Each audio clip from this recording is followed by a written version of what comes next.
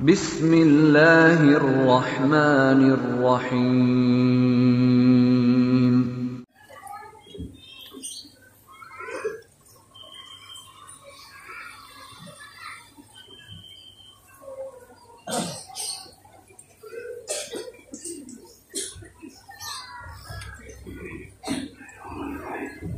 Assalamualaikum warahmatullahi wabarakatuh.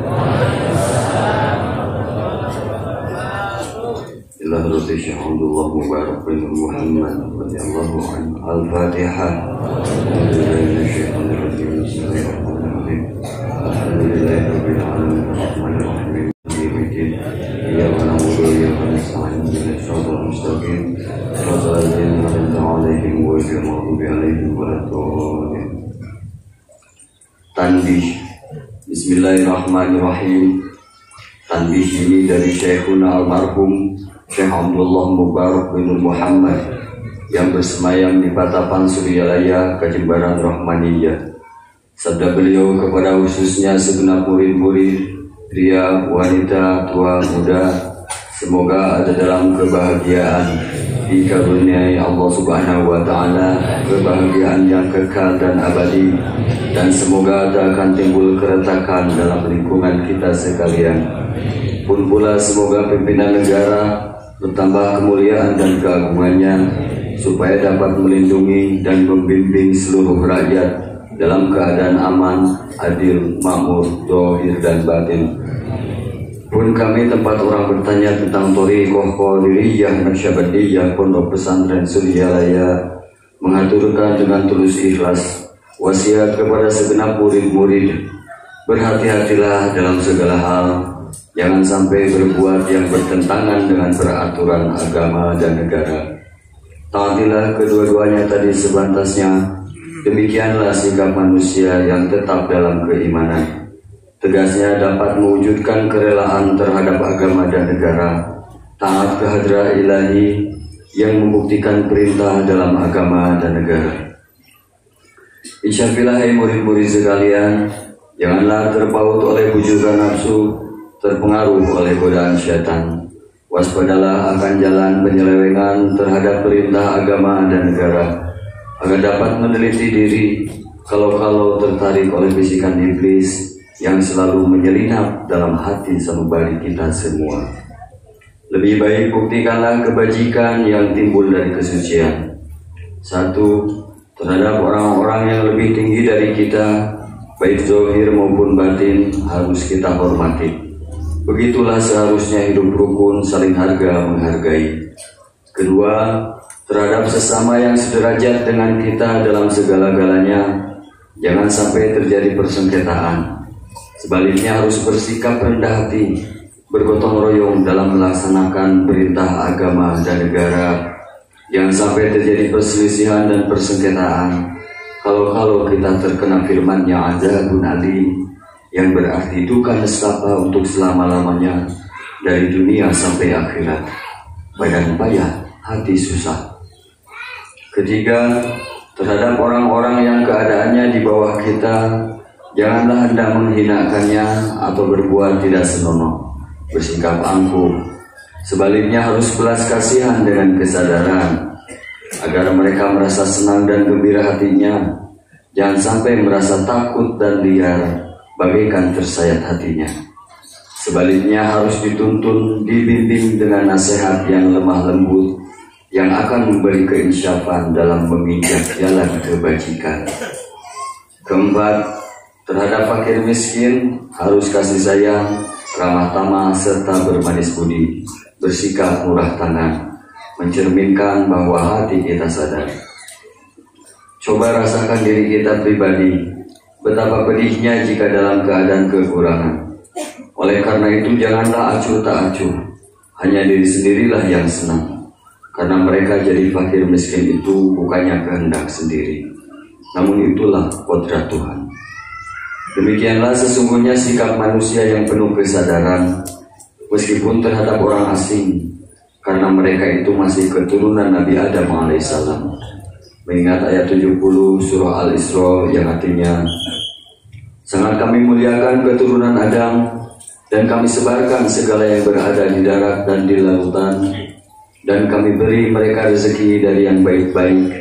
Juga kami mengutamakan mereka lebih utama dari makhluk lainnya. Kesimpulan dari ayat ini bahwa kita sekalian seharusnya saling harga-menghargai. Jangan timbul kekecewaan. Mengingat surah Al-Maidah yang artinya, hendaklah tolong-menolong dengan sesama dalam melaksanakan kebajikan dan ketakwaan dengan sungguh-sungguh terhadap agama dan negara. Sebaliknya, janganlah tolong-menolong dalam berbuat dosa dan bermusuhan terhadap perintah agama dan negara. Adapun soal keagamaan, itu terserah agamanya masing-masing. Mengingat surah Al-Kafirun ayat 6, agamamu untuk kamu, agamaku untuk aku. Maksudnya janganlah terjadi perselisihan. Wajiblah kita hidup rukun, saling harga menghargai, tetapi janganlah sekali-kali ikut campur. Cobalah renungkan pepatah leluhur kita. Hendaklah kita bersikap budiman, tertib dan damai. Andaikan tidak demikian, pasti sesal dahulu pendapatan, sesal kemudian tak berguna.